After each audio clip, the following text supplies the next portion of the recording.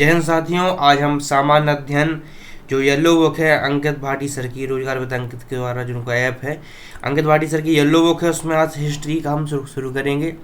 तो इसी चैनल पर हम पूरी हिस्ट्री का जो वीडियो है एक एक करके डालते रहेंगे। अगर आपको पूरी वीडियो पढ़नी है या पूरी किताब पढ़नी है तो आप हर वीडियो को देख सकते हैं, हमारी पूरी वीडियो देखें। इसमें आपको पढ़ने की ज़रूरत नहीं होगी, आप केवल वीडियो देखकर ही 2 वीडियो देखते ही आपको वो सब याद हो जाएगा, आपको येलो बुक पूरी याद करी आ जाएगी। तो आज का अपन का टॉपिक है प्रागैतिहासिक काल, जिसमें अपन पुरापाषाण काल ये सब पढ़ेंगे। दूसरा प्रमुख वेद, ऋग्वेद, यजुर्वेद, सामवेद, अथर्ववेद। तीसरा टॉपिक है वेदांग पुराण पुस्तक, जो इम्पोर्टेंट पुस्तक है उसके बारे में पढ़ेंगे। चलिए शुरू करते हैं आज का टॉपिक। तो इतिहास के जनक हेरोडोटस हैं, इन्होंने हिस्टोरिका नामक पुस्तक लिखी है। प्रागैतिहासिक काल किसे कहते हैं? तो वह काल जिसके लिए कोई लिखित सामग्री उपलब्ध नहीं है और जिसमें मानव का जीवन अपेक्षाकृत पूर्णतया असभ्य था, उसको प्रागैतिहासिक काल कहते हैं। इस काल को 3 भागों में विभाजित किया जाता है। पहला है पुरापाषाण काल, जिसको अज्ञात काल से मतलब कोई निश्चित काल नहीं किया गया है, वो निश्चित काल से 10,000 ईसा पूर्व तक उसको निर्धारित किया गया है। मध्यपाषाण काल जो 10,000 से लेकर 4,000 ईसा पूर्व तक रखा गया है। तीसरा है नवपाषाण काल, जो 4,000 ईसा पूर्व से 2,500 ईसा पूर्व तक समय दिया गया है। ये समय बहुत इंपॉर्टेंट है, इनको बहुत अच्छे से याद करना है। इसके बाद आग का आविष्कार पुरापाषाण काल में हुआ और पहिए का आविष्कार नवपाषाण काल में हुआ। ये भी इम्पोर्टेंट है। मनुष्य ने सबसे पहले कुत्ते को अपना पालतू पशु बनाया। कृषि का आविष्कार नवपाषाण काल में हुआ था। पुरापाषाण काल में मानव की जीविका का मुख्य आधार शिकार होता था। मनुष्य ने सबसे पहले तांबा धातु का प्रयोग किया। कौन सी धातु का? तांबा धातु का। मनुष्य द्वारा प्रयोग किए जाने वाला प्रथम औजार कुल्हाड़ी था। कृषि का प्रथम उदाहरण मेहरगढ़ से प्राप्त होता है। भारतवर्ष शब्द का सर्वप्रथम उल्लेख हाथी गुफा अभिलेख से मिलता है। मनुष्य द्वारा बोई गई पहली फसल जौ या फिर यव की थी। जिन सिक्कों पर लेख नहीं है और उन पर जो चिन्ह बने हैं उनको ठीक जिनका ज्ञान नहीं हो सका है, उन सिक्कों को आहत सिक्के कहते हैं। क्या कौन से सिक्कर? आहत सिक्कर। रोमिला थापर एक इतिहासकार है, इनके अनुसार लोहे का उपयोग आज से मनुष्यों ने 800 ईसा पूर्व आरंभ किया था। अब बात करते हैं वेदों की। तो भारत में सबसे प्राचीन वेद का जो शाब्दिक अर्थ है वही ज्ञान है। ज्ञान का एक ही माध्यम वेद थे प्राचीन भारत में।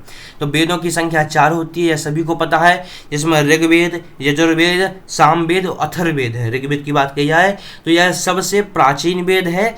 इसमें 10 मंडल, 1028 सूक्त तथा 10,462 ऋचाएं होती हैं। ये इंपोर्टेंट है।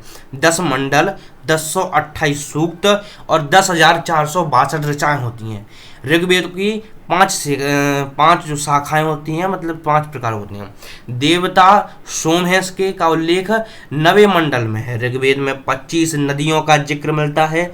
गायत्री मंत्र जिसकी रचना ऋषि विश्वामित्र ने की थी। किसने की थी? गायत्री मंत्र की रचना ऋषि विश्वामित्र ने की थी और यह भी ऋग्वेद के 3रे मंडल में स्थित है। अर्थात ऋग्वेद से गायत्री मंत्र को लिया गया और गायत्री मंत्र की रचना ऋषि विश्वामित्र ने की थी और यह माता सावित्री को समर्पित है। ऋग्वेद के 7वें मंडल में राजा सुदास और 10 अन्य राजाओं के बीच युद्ध का वर्णन है। इस युद्ध में राजा सुदास की जीत हो गई थी। यह युद्ध पारुष्णी नदी, जो वर्तमान में जिसका नाम है रावी नदी के तट पर लड़ा गया था।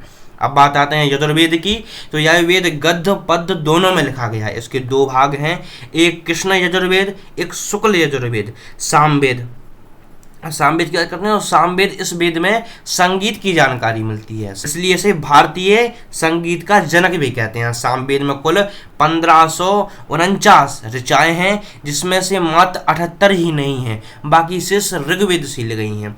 इसके बाद आते हैं अथर्ववेद, जो अपना लास्ट वेद है, जो नवीनतम वेद भी कहा गया इसको। यह वेद सबसे बाद में लिखा गया, इसे आधुनिक वेद भी कहते हैं। इस वेद में जादू टोना, तंत्र मंत्र, चिकित्सा, विवाह, प्रेम आदि का उल्लेख मिलता है। अर्थवेद की 9 शाखाएं होती हैं। पिप्पलाद और एवं सोनक, ये दोनों शाखाएं सबसे अधिक प्रचलित हैं। अथर्ववेद को ब्रह्मवेद भी कहा गया है। इसमें यह बताया गया है कि सभा और समिति प्रजापति की 2 पुत्रियां हैं जो प्रजापति अर्थात राजा, उनकी 2 पुत्री होती हैं सभा और समिति। वेदांग की कुल संख्या 6 है, जिसमें पहली शिक्षा, दूसरी ज्योतिष, तीसरी कल्प, चौथी निरुक्त, फिर 5वीं व्याकरण और 6वां छंद है। पुराणों की संख्या 18 है। पुराणों के रचयिता लोमहर्ष और उनके पुत्र उग्रश्रवा हैं। पुराणों में सबसे प्राचीन पुराण मत्स्य पुराण को क्या कहते हैं, इंपोर्टेंट है कि वर्तमान उपलब्ध जो पुराण है वो गुप्त काल के आसपास के हैं। विष्णु पुराण का संबंध मौर्य वंश से, मत्स्य पुराण का संबंध सातवाहन वंश से, वायु पुराण का संबंध गुप्त वंश से। विष्णु पुराण का संबंध मौर्य वंश से, मत्स्य पुराण का सातवाहन वंश से और वायु पुराण का गुप्त वंश से संबंध माना गया है। अर्थशास्त्र के लेखक अर्थशास्त्र के लेखक चाणक्य हैं। इन्हें विष्णुगुप्त तथा कौटिल्य के नाम से भी जाना जाता है। अर्थशास्त्र एक राजनीति शास्त्र है। इसमें मौर्यकालीन इतिहास की जानकारी है। राजतरंगिणी पुस्तक के लेखक कल्हण हैं। राजतरंगिणी जो पुस्तक है उसके लेखक कल्हण हैं। इस पुस्तक में कश्मीर के राजाओं का इतिहास मिलता है। अष्टाध्यायी पुस्तक के लेखक पाणिनि हैं। यह संस्कृत व्याकरण की पुस्तक है। सबसे प्राचीन पुस्तक मनुस्मृति है, इसके लेखक मनु हैं। ये अष्टाध्यायी जो है उसके लेखक पाणिनि है। ये इम्पोर्टेंट है, बहुत ज़्यादा इम्पोर्टेंट, बहुत जगह पूछा गया है। जैन साहित्य को आगम कहा जाता है। जैन साहित्य को क्या कहता है, आगम कहा जाता है। जैन धर्म का प्रारंभिक इतिहास कल्पसूत्र नामक पुस्तक में है। यह भद्रबाहु ने लिखी थी। जातक कथाएं बौद्ध धर्म में संबंधित हैं। इसमें महात्मा बुद्ध के पूर्व जीवन की कथाएं हैं। भारत का सबसे प्राचीन नगर मोहनजोदड़ो था, जिस मोहनजोदड़ो का अर्थ होता है मृतकों का टीला। असम में पाए जाने वाला गिबन एक भारत का एकमात्र कपि है। कपि का है असम में पाए जाने वाला गिबन उसका नाम है, तो उसका देखा। और इसके साथ हमारा यह पहली क्लास ख़त्म होती है। वीडियो में यहाँ तक बने रहने के लिए बहुत बहुत धन्यवाद। अगर आपको वीडियो अच्छी लगी हो तो वीडियो को लाइक, चैनल को सब्सक्राइब अवश्य करें। और आप अपने दोस्तों का भला चाहते हैं तो उनको भी, अगर आप उनके साथ पढ़ना चाहते हैं तो उनको भी यह वीडियो शेयर कर सकते हैं। और आपको कहीं नहीं जाना है, केवल चैनल को सब्सक्राइब करना है। सब्सक्राइब करने के बाद आपके पास नोटिफिकेशन आ जाएगी। सुबह 6 बजे तक यूट्यूब पर वीडियो अपलोड हो जाती है और आप उसको देख सकते हैं। तब तक के लिए धन्यवाद।